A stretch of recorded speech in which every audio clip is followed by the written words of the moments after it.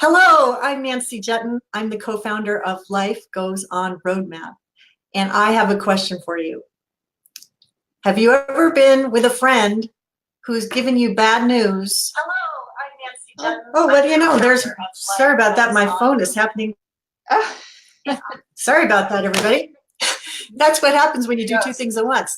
Anyway, someone gives you bad news. Somebody's ill. Somebody's getting a divorce. Somebody's having trouble with their kids, or maybe it's something worse.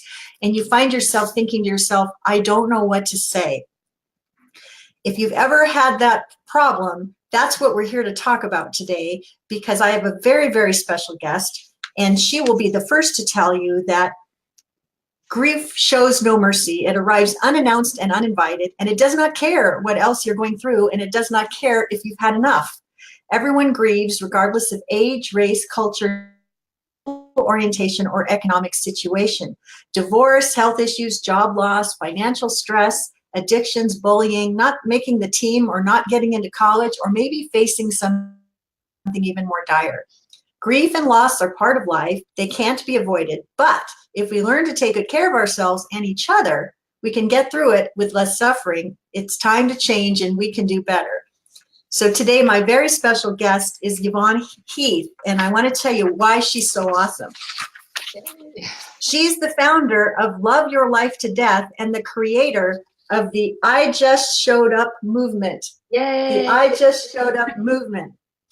Married to her best friend Jordy and mother of three, she's loving life in beautiful Muskoka, Canada, and she's on a mission. And why don't you, welcome, Yvonne. So glad you're here. I'm so How glad are you today? Here. I'm so great, Nancy. Thank you so much. I'm so honored. Am I actually your first guest for Life Goes On Roadmap? You were my very first. Started Life Goes On Roadmap just this year with my husband, because we're on a mission too. Yes. And all of a sudden I realized I was getting introduced to the most amazing experts that had expertise to add to our mission that were beyond what we could do just by ourselves. And when I got introduced to you and I read your book, Love Your Life to Death, yes. I just knew to my audience so that people could appreciate your whole message. So why don't you, I know you've been a nurse for 27 years and you've witnessed death phobia quite a bit. Tell us a little your journey and where it's been taking you. Well, it's interesting because I graduated in 1988, and like every other nurse, I wanted to save everyone, and I was full of compassion, and I ended up working in 10 different hospitals. Actually, I became a traveling nurse, and I worked in Louisiana and I worked in Texas. So it was interesting because going to Texas, I just thought, why would I want to go to Texas? There's only cactus and cowboy hats there. But I lived in Corpus Christi for 3 years, and it was incredible. And I did marry there, and I have my son Tyler. And it's funny because as we're making our plans for life and we think we know, we carve out a path and, oh, this is the direction I'm going. And I remember distinctly calling my mom and saying, you might as well accept that I will never live where there's snow again. Ha, ha. I didn't know, because in the next few years, I ended up getting divorced, becoming a single parent, and moving in with mom and dad way up here in Muskoka, where there's plenty of snow. And that's life sometimes, isn't it? Life is unpredictable. And so, yes, you can have all the plans you want, and it's great to make plans, but sometimes the universe has different plans for you. So that was mm-hmm. So you were working in these 10 different hospitals. I don't know why we have a little bit of an echo, but you dealt with a lot of grief in those 10 years, sitting bedside with patients and their families. What was that like for you? Well, it's interesting because it was actually 10 hospitals in 27 years. 27 years of nursing. In the last 14 years were in chemotherapy. So when I started my career, and I sure hope it's a lot better for young nurses now, but I still feel like there's a lot of gaps where I was ill prepared for grief, death, and dying. You're just kind of put into these situations, and I just felt like I should know what to do and I should know what to say. And yes, I've been at the bedside of more people than I can count who were facing end of life or devastating diagnosis, or, you know, just a truly altered life than they were anticipating because whatever they were going through, emergency surgery or, you know, terrible, awful, difficult things to deal with. And I suffered excessively as a healthcare provider, professional, not knowing what to say or do, and feeling like I should know, I should have all the answers. And, you know, I feel like healthcare professionals in general, we all feel like, okay, well, we're just going to deal with this grief and we'll just shake it off and come back the next day and do it all again. And we're all strong. You know, we really seem to, as a society, wow, she looks so great, she's holding up so well, and we all kind of put on this facade that we're doing okay. The biggest problem is, especially those who deal with people who may be grieving, which of course is anybody. You can also have grief in your own life. And like, just as you were mentioning and divorce, diagnosis, job loss, mental health issues, end of life, it's all grief. It's the continuum of grief. And it is something we as a society do not talk about, plan and prepare for before we are facing it. We wait till we're in crisis when you're grieving and all these emotions and you can't make logical decisions. And it truly is time for change, because we are suffering. When you ask people, well, how are we doing? We're suffering. Many people are, and we're suffering in silos of silence and isolation because we're no longer in community, right? And we pretend our problems away. I went to work many times when my life was falling apart, and I put on my happy face and pretended everything was fine. And it's time for change. It's time for change. So you change and you want to change, but so you wrote a book. Yes. And the book is called Love Your Life to Death. And I just want everyone to know I've read this book twice. Oh, twice. Thank you. Yes. Time I read the book, I read it with, you know, renewed interest, because what I love the title, Love Your Life to Death. We're not talking exclusively about gloom and doom here, no, but advantages of getting this conversation going with your family long before anybody is ever ill. Let's talk about that. Yes. And it's interesting because in our society, there's so many things that we plan for years and months. And I mean, think about it, a wedding, a birthday party, elaborate graduations. We plan these things for months. And yet we look around and we know, I mean, 1 in 5 people have mental health issues. Cancer is like an epidemic. We're all going to know somebody who is affected by cancer, if it's not our immediate family, but chances are it will affect, you know, your family as well in some way. And yet we continue to pretend grief away and not talk about plan and prepare. And part of that is also your financial situation. I've had people that have said, and I wrote about it in my book, and I asked one friend and I said, you work for yourself, you build things. What would happen if you broke your arm? And he said, I would be financially ruined. And it isn't, and knowing this, and yet, you know, not changing anything about that.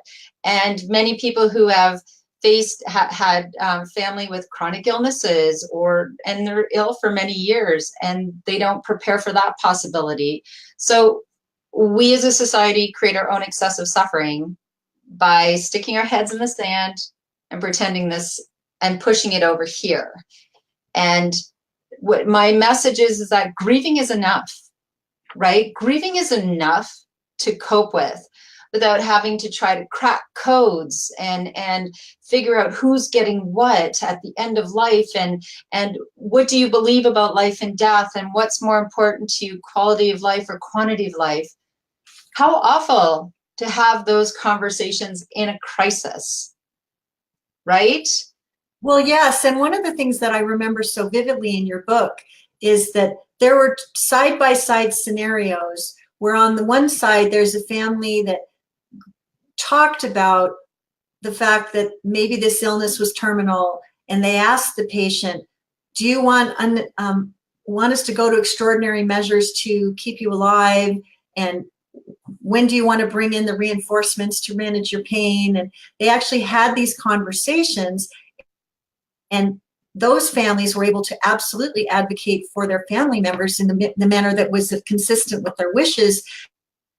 And the transition side was so much more peaceful, as opposed to the family that never talked about it, that was afraid to open the conversation, where the 82-year-old woman is being resuscitated with broken ribs and all kinds of extraordinary measures that would give her a quality of life that was so weak. Yes. That their fear of actually having the conversation around that served up a set of consequences that nobody would have welcomed. And I was just so struck by reading those juxtapositions and thinking to myself, boy, I know what we're talking about at dinner tonight. Yeah. And the truth, Nancy, is that we don't all, here's the tough love again. We don't all die of old age, and we don't always get a warning. And truly, we're not meant to live forever. It's so funny because when I'm doing it, often in my keynote or workshop, I'll say, how many people don't want to die? Everyone raises their hand, right? But then I ask, well, how many people want to live forever? Well, no one raises their hand. So I said, well, do you see the conundrum we put ourselves in? You don't want to die, but you don't want to live forever. So how about just loving your life to death, however long that is? And so what does that mean? Tell us a little bit more about what does that mean, love your life to death? Because you've got a whole system of powerful lessons that you want us to have about loving your life to death. So let's talk about those. Well, it's funny because I took my experience of my 27 years of nursing, and in the last 4 years, I sat in this very chair, and there were two things that happened. And I still laugh at myself because I would walk around saying, I don't know, we're suffering. People no longer ask themselves if they're happy, right? Like they don't say, am I happy? We don't even think about that anymore. We're all on the treadmill and stressed, and we're not loving our life. And I said, I've got to do something. And I said, and as many people have a life-changing moment, there was a pop-up on Facebook. How to write a best-selling book. I went, oh my goodness. And I looked and I'm like, Maureen, just a moment here. We got sure. Maureen asking a question. Oh. She says, do you think that's what, Maureen Curious, I'm so glad you're here. She says, do you think that's why the T is so high? And she's asking that question. Sorry, do I think? She says, why do you think suicide rate is so high? Is it because they're not loving their life to death, or is it because they're so stressed out that they can't see the possibilities? Or it's an important question, and I truly believe my message is a very big part of that, because we as a society are so ill prepared for grief, and we don't normalize grief, and we don't teach children that grief is a part of this journey. Children don't have coping skills and strategies. They don't know what to believe about life and death. And children face grief, and people they know die. And then they become teenagers and they have hormones and all other kinds of things going on, and they're still ill prepared for grief. And perhaps their parents are as well. So if your parents don't know I don't know what to do, I don't know what to say. If your parents don't, and I've talked to many teachers as well, and they're like, I don't know what to do. Because in any classroom, in any hospital, wherever you are, in your organization, at work, in any room, there are people grieving different things. There's always going to be somebody grieving something, and we don't talk about it. So I believe we start that excessive suffering with children. And I always tell my kids, I say, I'm sorry, I'm going to say this, but so we have a 24-year-old and 13-year-old twins, and the twins have been a part of this journey from that pop-up on Facebook that said how to write a best-selling book. They have been a part of this journey to help people live well, grieve well, and die well from the beginning. They have been to funerals. They have been to visitations. They have seen me brokenhearted and crying my eyes out saying, I don't know what to say. I am just so sad. do you know, my children, they know how to be present in grief because I've let them know the good news is that you can't fix it. Yes, it's uncomfortable, but here's the good news that I've taught them. We shield children from pain, right? So then they don't feel like they can cope. So when we allow children to build their resiliency muscle and be empowered, because I say, like when our dog died or our cat died, and I said, you know, you feel so brokenhearted right now, like you will never recover. Let's just cry. We are just sad right now. We're just grieving. And then in 2 weeks, when, you know, our pug Frankie died, who I wrote about in my book, because she was dying when I was writing my book, I said, oh my goodness. And I said, isn't it wonderful how it's 2 weeks later and we're still crying, we're still sad, but we're able to talk about Frankie and laugh about how silly she is, and you know how she used to scoot her butt across the carpet and I would yell at her, and now we're laughing and crying. And then 2 months down the road, we're laughing more because our heart is healing, and it's never going to be the same, and it has a little Frankie scar. So imagine if we taught this to children. That reminds me of a story that might be fun to share right about now, is that, you know, I've been taking care of dogs for my neighbors for a very long time. Way before I was taking care of dogs, one of my neighbors said, will you please take care of our goldfish while we go away for vacation? Yeah. And she had a little 9-year-old son. And I said, I'd be happy to take care of your goldfish.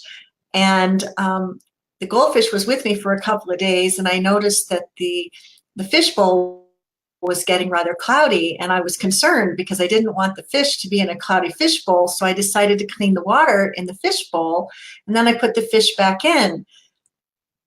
You have to oxygenate the water and do whatever it is that you have to do to make it hospitable for the fish. And so sadly, the goldfish died. And I was just mortified. And so my girlfriend comes back to the house, you know, to tell me about her vacation. And she's, of course, you know, telling me all about it. And then the expectant, you know, I need to pick up the fish. And I was just so mortified. And I said, I'm sad to say that the fish didn't make it through the weekend. I'm so sorry. I changed the water, and I guess I did the wrong thing. I was just so afraid of what she was going to say. And she says, you know, Nancy, that's why we got the goldfish in the first place, because we wanted to teach our kid about death. And I said, oh, provided an opportunity, Nancy. Oh my gosh. Well, so I was very sorry. I was very sorry for what I had done. Yeah. And I said, I'll do any of this right with your son, and I'll buy him new goldfish, and I'll buy him two if that would make it better. And she said, no, I'll just go home and talk to him about the fact that the fish time had come, and that gave them something to talk about. So you say that there are 7 steps to show up and make a difference. Why don't we go through those 7 steps? Absolutely. And I applaud your friend for doing that, because I've actually talked to people who said, I don't want to get a pet for my children, because then they'll have to go through. And they said, you know, and I was, are you talking about the pet dying? Like, they couldn't even say those words. And I thought, oh, this problem is so much worse than I thought. But there are teachable moments all along the way of life, right? And those are teachable moments. That's just what we need to do. And well, and Maureen says, my son wrote on his college application essay on dealing with 3 significant people in his life dying in a 9-month period and how it affected him. Wow. That's beautiful. And I know, Maureen, he did get into college of his choice, didn't he? So that's so cool. I would love to talk about, Maureen, I'd love to talk to your son sometime about that, because that is so extraordinary. Because, and that's with the 7 takeaways, and thank you for sharing that.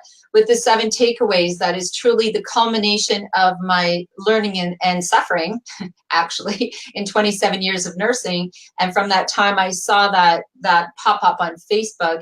And I thought, oh my goodness, I'm going to write a book, but I don't want surveys and statistics only. I want people's stories. And I sent out one email and I said, will anyone share their stories with me? And 4 years later, the stories haven't stopped coming. And so we have, I shared so many beautiful stories in my book, I interview people ages of 100 or 11 to 101, and it totally changed my life. And now I interview people on radio and television and share stories. But the culmination of my 27 years experience in the last 4 years of interviewing and talking with people, I came up with 7 takeaways that I believe are essential for us to live life to the fullest, learn to grieve and support others, and yes, have the talk about end of life long before it arrives and diffuse the fear. So you want me to go through the takeaways? I do. Okay. I do. What's step number 1? Takeaway number 1, and this is the hardest and the most important, the best time to talk about, plan, and prepare for grief, including death and dying, is when we are young and healthy. And if we've missed that boat, the next best time is now. We procrastinate, and people say, well, I don't want to talk about this when everything is going well. I get it. I understand. You know, it's kind of like the sex talk. Honestly, like when I had to talk to my twins about puberty, I was mortified. I didn't want to do it. I couldn't. You can't wait until you want to do it. And to talk about, plan, and prepare before you are facing it will alleviate the excessive suffering. So just make a versus if you don't talk about it and one of the teens comes home with an unexpected pregnancy, that's a whole different set of circumstances that might not be desired, right? Right, or totally, oh, by the way, we need to have that talk. My daughter and I, and she just loved that I'd be sharing this, but we talked about it for like 18 months or 2 years before she actually hit puberty. She was so prepared because some of her friends were going through it. So it started, and it's like a rusty wheel, right? That awkward conversation. And people say, well, how do you start the awkward conversation? And I say, that's how I started. Awkward conversation coming up. I called my son Tyler, who lives in British Columbia. Ty, awkward conversation coming up. I want to talk to you about organ donation, because if I ever have to make that decision, I don't want to have to make that decision. I'm going to tell you why I'm so passionate about it and why I would love you to register. I'm registered. Jordy's, my husband's registered. This is something I believe in. I've met so many people that are alive because of organ donation. He said, well, yeah, I guess that makes sense, Mom. You know, hadn't really thought about it. And I said, okay, well, please register and think about it.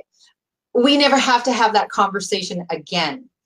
Do you know how many people I've been at the bedside with and they're suffering excessively? Their loved one is on life support. And the doctor and the nurse have to cower over and say, I'm so sorry that, you know, they will not recover, and wondering if we could talk about organ donation. Can you imagine how awful? There isn't even a word to describe how horrifying it is to have. I've been there. I've been that nurse, and I'm just like cringing. Whereas we had a young person. Well, so let's, that, you know, my dad had a form of brain tumor called stoma multiforme, which is one of the worst, most invasive kinds of brain cancers that there is. Okay. And there's really no way to address it. And my mom had to make that decision, and they decided to donate his brain to UCLA research so that they could go about the business of finding a cure. Right. Easy decision, but at least they talked about it. Yes. You know, I mean, yes. At least the passing of this man could go on to support the potential cure of others to come later. These are lovely conversations to have, even though they're awkward. So you say number 1 is the best time to do it is when you're well, and the next time is today. Okay, what's the next step? Excellent. The second one is it takes a village. It takes a village to support the ill, the caregiver, the dying, the bereaved, and each other. And so often, again, when someone is in crisis or you know, whatever they're facing, divorce, diagnosis, job loss, chronic illness, it could be years. And it's interesting because people often feel like, well, I'm not qualified to be there. I'm not qualified, you know, I don't know the right things to do or say. And Pallium Canada is our organization that wants to make sure palliative care is available to everyone across the country. They state that we need in these times of challenge, for the most part, we need professionals 10% of the time. 10%. Because you think about it, when someone is grieving, bereaved, they need counselors and professionals, absolutely. That might be an hour a week. That might be 2 hours a week, right? And that's for a time period. Grief goes on a long time. Grief, there's no time limit for grief. So does that mean that the people, these are friends and family that just need to hold their hand and be present and to listen and not judge? Is that? I'm talking, yes. And a very big piece of that also is, yeah, your family, friends, coworkers, and who can be present, because often when, even if you have family and friends that care about you, they have full-time jobs and maybe they live far away. You need to get back to our neighbors, right? Knowing what our neighbors are kind of up to, just keeping an eye, because we're all just in our lane. So let me ask you a question. Yes. Let's just say, I mean, this actually happened in my neighborhood. I noticed that there was an ambulance at the next door neighbors. Yes. And we were deeply concerned. And one day we walked over there and we said, we noticed there was an ambulance here. Is there anything we can do to be of support or contribution? And they revealed that the woman of the house was suffering from ovarian cancer and it was getting very bad. Yes. And I said, well, how are you doing for food? Can I mow the lawn? Is there something I can do with the kids? I mean, we can do to let you know that we care about you and that we want to be of support to you. And they said, well, thank you so much. Just getting to play with your dog and taking a focus off of what we're dealing with.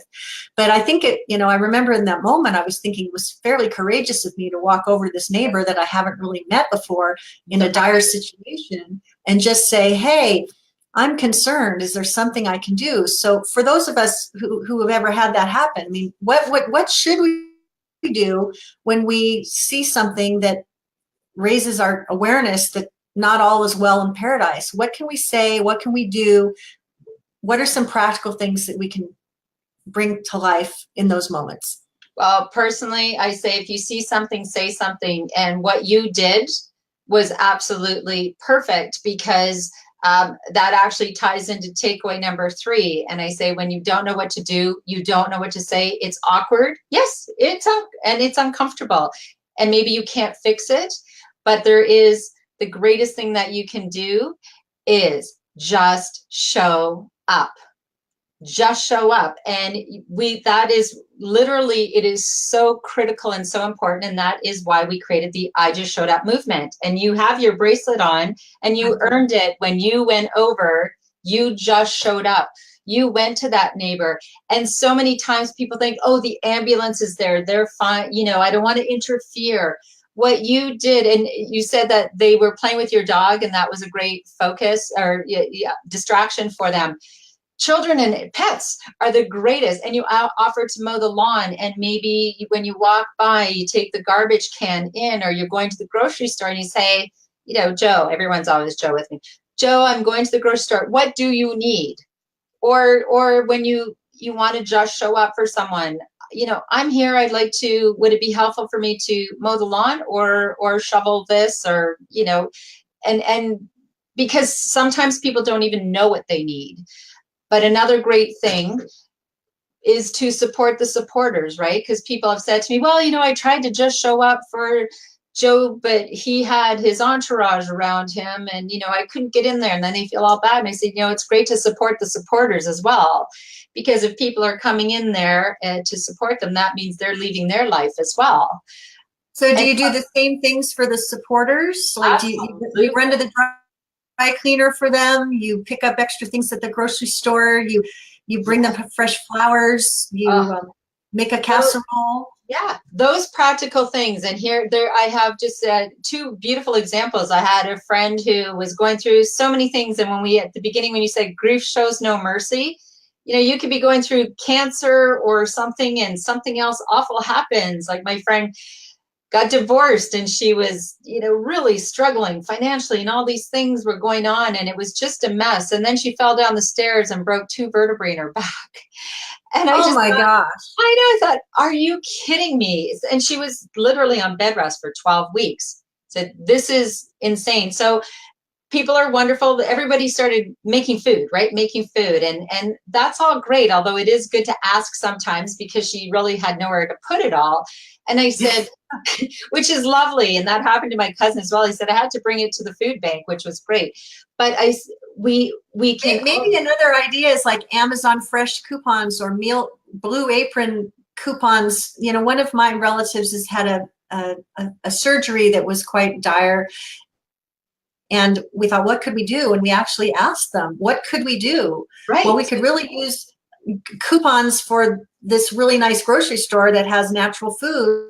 Wonderful. Could you please send us a voucher so that when we are feeling like eating whatever we like, we can just go ahead and eat whatever we like. Exactly. So those are some good practical suggestions about showing up. And just being more aware. But that my friend with the back, I went to her and I said, I know people are making food. Is that working for you? And she said, well, truthfully, I'd love snacky things for the boys for their lunch. So I let the food makers know. And I just said to her, I'm here right now.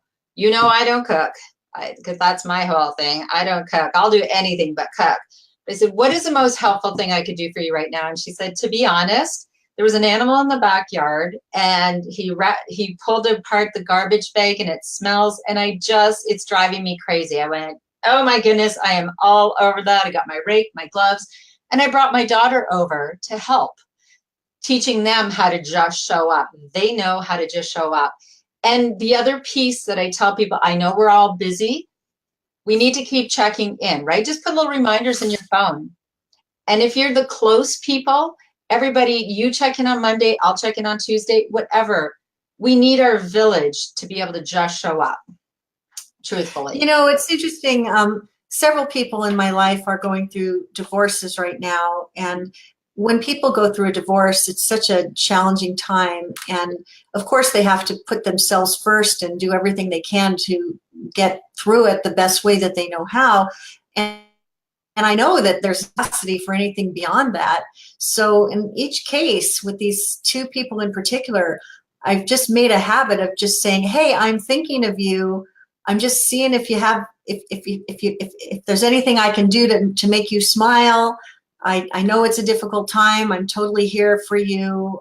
I just sort of send a little note just to let them know that just because they don't have capacity for anything that may be going on in my life, that I can at least extend some capacity to be aware of what's going on in theirs. Because what was going through my mind is 1 year from now, when this divorce hopefully is complete, this person will hopefully be able to get on with their, be a part of their life when they have their next stage. I don't want to just let them linger on the vine and not feel like they were tended to. And so it just seems like a small thing to send a text or write an email or leave a phone message and say, hey, I heard a funny joke today and it made me think of you, or something like that. Or I don't know, but well, those are great little thoughtful gestures. I think that is absolutely. I just want to say, sometimes when people are in grief, they can't think about, I don't even know what I want. And so I think depending on how close we are to people, we can also say, Joe, I'm going to be bringing you lunch tomorrow. Would you prefer a hamburger or a hot dog? I'm going to bring you lunch, Joe. I'm just letting you know I'm bringing you lunch. So that they don't even have to think, right? Because a lot of people say, let me know if you need anything, let me know. And sometimes they can't even process. So I tell people to remember the golden rule and forget it. Treat people as you want to be treated. Say, no, forget that golden rule. Treat people as they want to be treated. What would be meaningful for that person, do you think? And if Joe really says, you know what, I just want to be alone, you say, that's great, Joe. I'll check in again in a couple days, right? Because needs change. So I love to do or say something, but thinking of you for people that are far away means the world to them. And I do it all the time. So here's a little segue question I wanted to ask you that's kind of juicy and meaningful, I think. Sometimes, things happen that we weren't expecting and they're not necessarily welcome. You know, like someone has a breast cancer diagnosis or has a biopsy. Say the person's worried for a week about their breast cancer situation, and then they get the all clear from the doctor that they've actually got all the cancer and that they're cancer free. Yes. Here's an example of someone who was worried about the potential for the worst, get out of jail free card. Mm-hmm. When this happens, with all of your experience as a nurse, do you find that people get the aha moment and change their life to love their life more? Or do you find that people go back to their old ways? What have you noticed, and what would you hope for if someone would be lucky enough to dodge a bullet like that? Mm-hmm. I've seen, unfortunately, as I was trying to think of what the percentage I would think would be about 50-50, I think some people, you know, and especially with someone comes in and they've had a heart attack because they're stressed and they eat terribly and they smoke and they do all of these terrible things to their body. And then they wonder why they're ill, which drives me up the wall. And, you know, at least say, yeah, I've done this. And I mean, of course, breast cancer, it doesn't mean that you've done nobody deserves a diagnosis, but when you treat your body poorly, like in a heart attack and, you know, eating poorly and working 80 hours a week. And I've had these conversations and it's like, you are having a heart attack. And so what can you do to change that? And they can't even get off their phone. It's like, you're about to go have surgery. Can I take your cell phone? And people will sometimes, oh, it's crazy. This one guy wanted to go back to work. He's like, I need some Band-Aids or something. And his finger was hanging off. But anyways, sometimes people just, because they're so ill prepared for grief and what's important to them, what do they believe about life and death, and they still want to push it away, they go back in and they get twice as busy. And then they come back and sometimes they die. And other people, like I said, I have one friend who had a breast cancer scare, and she did go through chemo and she came out on the other side. They sold their big house in Toronto. They no longer had a nanny. She took a couple of years off and then went to work full time. They live in a smaller house. They share a car. They do everything with their children. And she just did a complete turnaround. And what I would wish for anybody at any time is truly to step back and ask yourself, am I happy? Are my children happy? Is my family happy? And if they are not, what can I do to change that? Because we always have a choice, don't we, Nancy? We may not have the choice we wish we had, but we always have a choice. I chose to leave a 27-year nursing career. I was petrified. I've known nursing my whole life, but I felt passion and excitement. So that's, you know, you woke up, you got a wake-up call that there was something bigger and more important for you to do beyond saving lives day to day in the hospital. So you wrote a book called Love Your Life to Death, and you created a movement called I Just Showed Up show and a radio program, and you're doing interviews all over the place to advance this mission. Are you glad you made that leap, and are you happy and loving your life? That's the question. Yes, it is. And I tell people to check in frequently, and that brings us to takeaway number 4, which is to be empowered and resilient. You need to just show up for yourself first. And part of that showing up for yourself, besides all of the taking good care of yourself physically, making self-care a priority, but also in your career, are you happy? And I loved my nursing career, but I was becoming anxious in a system that didn't address grief, that doesn't really know how to cope with grief, death, and dying. And I needed to be a voice. So part of that showing up for yourself first is listening to that inner voice. If there's something calling you, like I had one friend that said, she has a successful business, she says, I just want to be a dog walker. I said, then go be a dog walker. And I can tell you, since that frightening leaving my career in 2015, I wake up excited every single day, sometimes incredibly overwhelmed because I've got all of these things going on. I am so happy at a core level. Like if I say to people, ask yourself on a scale of 1 to 10, how happy are you? Most of the time, and I can give myself a 9.5. Wow. 9.5. That's fantastic. Because I get paid to talk, which I love to do, and have deep, meaningful conversations. I'm incapable of small talk. I'm like, I start to fall asleep. Meaningful conversations, and this is what we're doing. Isn't this wonderful? Well, I think that there's something to be said for being present to what you're really called to do in life, and to have the courage to step forward and do that.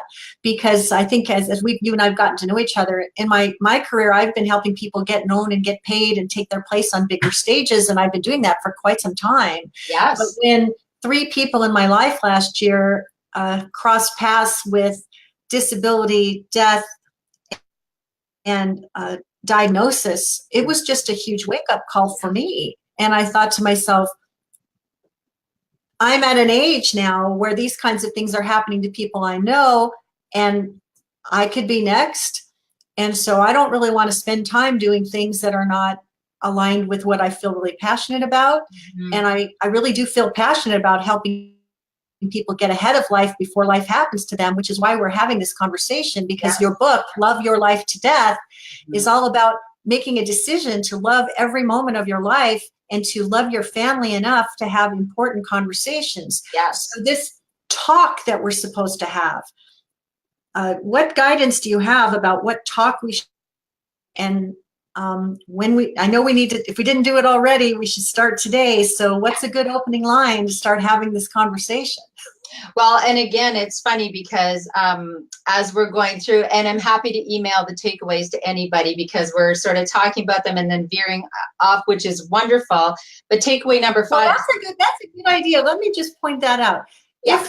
If you're listening live or by replay and you want Yvonne's 7-step handout to love your life to death, why don't you type in "love your life" in the comments below, and she will circle back and make sure that you get access to that you can have this conversation with your family and put these 7 steps ahead in your life.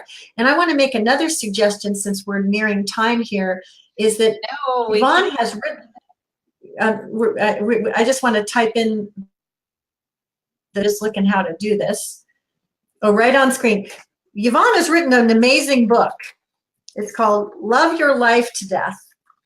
And I highly recommend that you read it. And so I'm putting in the comments here a link where you can actually go and get it. Awesome. And I'm typing it in, and then I'm going to show it. I'm just double checking my spelling. Spelling is important. Yes, there it is. It's LYLTD Nancy. Love Your Life to Death, Nancy. So that's the where you can go and check out her book. But I recommend that you buy the book for yourself, you buy the book for your best friend, and you buy the book for the best friend to come later, who one day will have news that is sad or somber. Because one of the things that I think is, I was talking to someone yesterday about this. So the life insurance person who sold the life insurance policy 20 years ago gets a phone call from so-and-so who bought a policy 20 years ago. And the person says, so-and-so died, I'm here to collect on the life insurance. Well, if the life insurance person has left his humanness at the gate, he'll say, oh, thanks, Mary, let me pull up the paperwork. Have a good day. And let's handle that. Let's remember to put our humanness on the table and first start with, Always. I'm so sorry to hear about the loss of your partner. I remember him well. What a nice guy. How are you doing? And be there to listen. And then say, now, I know we need to process this. Let's get on that. But can we at least say something compassionate and concerned that acknowledges the humanness of what just happened before we get into transaction mode?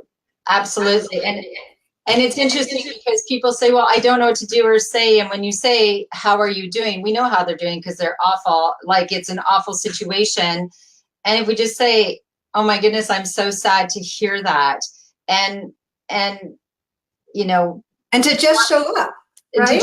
And that's what, and it reminds, and that's why I want people to have their bracelets, right? It just reminds them, right? I just need to show up. I don't know really what to say, but I'm here and I'm here to listen. I will listen. And if you want to talk about what happened or whatever, and down the road, when you speak to the person again, it's always good to add the, how are you doing today? Because you know it's awful, right? So how are you doing today? I know this is a hard journey. How are you doing today? Because it is a roller coaster, right? It is truly a roller coaster. And when you're talking about that life insurance, and that goes back to takeaway number 5, as we were talking about, structure your life in such a way that you are self-reliant and so are the people surrounding you.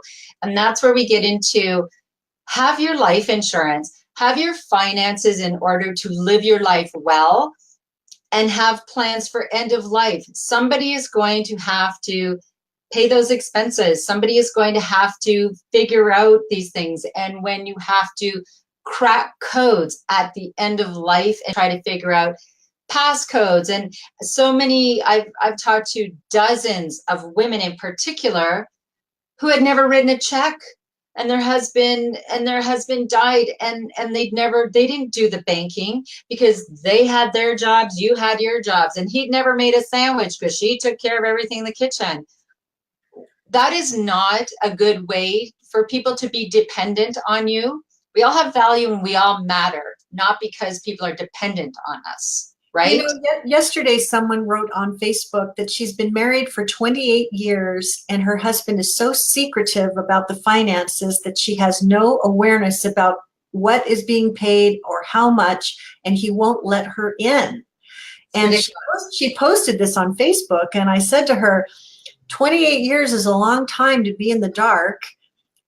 I wonder what he's hiding, and are you comfortable being in the dark any longer? Because what should happen if he's not able to take care of all that? It could be a big surprise for you. Yeah. And I'm just awaiting her reply. You know, this is sometimes generational. People, you know, certain age may be having things divided by gender lines, and maybe in younger demographics, it's not so much the case. But boy, put your eyeglasses on and take a close look at if there's secrecy or weirdness about that kind of stuff. Yes, and sometimes it is just control, right? Somebody wants to be in control. Oh, you need me, and you know, when we truly love people, I feel like that is very, I'm going to tough love. It's very selfish, and it is each and every one of our responsibility to plan our life and our end of life and to know our finances. So when you have had situations at the bedside as a nurse and people haven't had their finances together, I mean, can you offer an example of some of what happened because of it, or what you observed as a result of it? I have observed more times, sadly, more times than I can count, families fighting, families talking about the money in front, like a person's there dying, and they're talking about going to court. We've had to call security to have people removed. One of the saddest things I saw, and I cried for days, was a lovely, lovely dying man. And he was so distraught in his dying process because he was leaving his family in financial ruin. And he was dying, and all he could do, he just kept apologizing. Isn't that awful? Like, and his family's trying to say, it's okay, it's okay. And he's like, I'm sorry I've done this to you. Isn't that, I know it's heartbreaking. I always make somebody cry. That's what I do. I'm very good at it. It's alarming and upsetting. And I think what I believe, and the reason I'm sort of waving the flag for this, is that when life happens, I would like people to be present to what is happening and not to be worrying about practical matters to the extent that it's at all possible. Yes. You know, and I think culture change. We do, where we address this long before we're facing it. My biggest goal would be when someone becomes an adult, age 18, 19, 21, whatever, we just normalize that. We do an end of life plan. Are you an organ donor? And you have your financial plan, because to try to, you know, have to go back for 50 years and figure it all out, of course, it's a daunting task. And thank goodness. And I'm very excited about Life Goes On Roadmap, because it is a lot. We have not kept up with everything. I know there's a lot of gaps. But if we teach your children to do this along the way. Every year at tax time, you update your end of life plan. If there's any changes, you make sure you're a registered organ donor and update your finances. Just normalize. So those are three things that people can do today. Say those again. They can make sure they're an organ donor every time they do their taxes. Yes. I mean, organ donor, once you're Say it again, all three. Yes. An end of life plan with a substitute decision maker, and whatever you need. If you know that you are going to have children that are going to fight over grandma's ring, and you have 3 daughters, they're all going to want it, take care of those things so your family is not fractured beyond repair. Take care of your finances. Wasn't there examples in your book about people that had actually written the names of children on the back of paintings and artwork? That's my mother. Yeah. Yeah, so it's like they wrote their names on the back of paintings. This one's for Yvonne. Yes, and I dodged. Yeah, and I wrote about dodging. I don't have to have the ugly picture, because I got my sister's name on that one instead of me. But you know, my children are so comfortable with grief, death, and dying. They actually went to grandma's house, and there's like a mug, and my daughter, she was 12 at the time, knew my mom was doing all this, and she's like, Grandma, you know, I really like this mug. Do you think I could have that when you go to hospice? Like, okay, maybe you're a little too comfortable. You know, I've taught my children that we don't all die of old age, and we don't always get a warning. I don't know how long I'm here. I've lived my life fully. Your life isn't lived fully. You don't have to live 99 years. I've lived my life fully now. I even, at the back of my book, which still makes me cry when I read it, I wrote a poem, If I Die Today. Oh, when I read that If I Died Today poem, I Kleenex alert. And my husband said, what is wrong? And I thought it was so beautiful, because and it just wrote it. It was so beautiful. It's worth the price of admission to buy the book just to have that, because I think the other part that I thought was so charming is that you were kind of holding your husband to the fire to write his story too. Yeah. To take yours and just put his thumbprint on it. And that was that. Like, and so I think that it's, you know, in my life, you know, I always think to myself, like, the measure of my life is, you know, am I proud of myself, and did I make a contribution? Yes. Am I proud of a contribution? And so when I was reading your end of, you know, If I Were to Die Today, I was thinking, you know, that's just a wake-up call alone, is, you know, am I proud of myself, and am I making a contribution? And if I am not, what can I do differently tomorrow to make sure that I can raise the bar and achieve more, so that I can be proud of myself and make a contribution? Absolutely. What it is that's important to me may not be what's important to others. But you called it like having a post. What's your post? Well, that's takeaway number 6 is when we rely on other people for our happiness. We rely on other people for, you know, to say I'm valuable and I'm worthy. And when we're grieving also, we want other people to make us feel better. And your post to me is something that is permanent, that you can go to at any time, because you could have a grief attack 5 years down the road about something that happened, and it's at 3 a.m. So maybe your friends don't feel like chit-chatting, or maybe you just need to be reminded of you're part of something greater. So for some people, their post is their religion, a spirituality, meditation, yoga, art, music, nature. For me, it's nature. I go out, just disappear. You just some kind of blip on your back. Yeah. So I tell people. So just be clear about what you care about, so that you can live life now and be happy and fulfilled now, because tomorrow's not promised. We don't know what we're going to get. Yeah. So find a post, find that thing that you can hold on to no matter what. And we talked about, and takeaway number 7 is, what will your legacy be? And you know, if your legacy that fills your heart is to have the greatest garden in the world, is to give fresh vegetables, is to go visit the elderly or sick or doing something, those are small kindnesses, and living your life kindly are truly what make the difference. And you can make a tremendous difference with every act of kindness. So you don't need to leave your career and want to speak to the world. You don't have to be all as out there as I am, or you.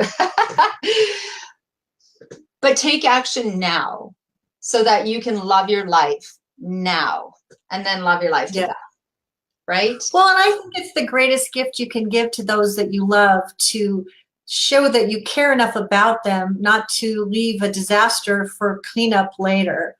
And I think that when this expression, it's not until a black cat crosses your path that you are awakened to how finite things really are. Yes. And if everybody were to live their life as if today was the only day they were going to get, that would probably be a much better way. Not, and so, I'm just all about waking people up to your message, which is to love their life to death. When bad things happen, show up for those who need support. You don't necessarily have to fix it, but you do have to show up and be consistent about it. Yes. And if you're moved to get ahead of life before life happens, I think you'll love your life to death. And I hope that you will check out the book and buy it in multiple quantities. If you lead a book club, buy one for the whole book club and start talking. There's a new TV show coming out called A Million Little Things, and it's all about someone in their circle of friends who, for whatever reason, decided to cut his life short. It came as a complete and total surprise to everyone in their circle of friends.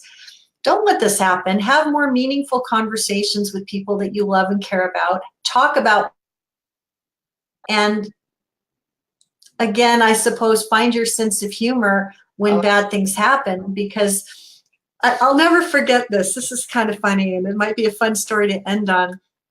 The best man at our wedding was a great guy, and sad to say, he died just a few days after his 50th birthday. His life, he had a heart attack.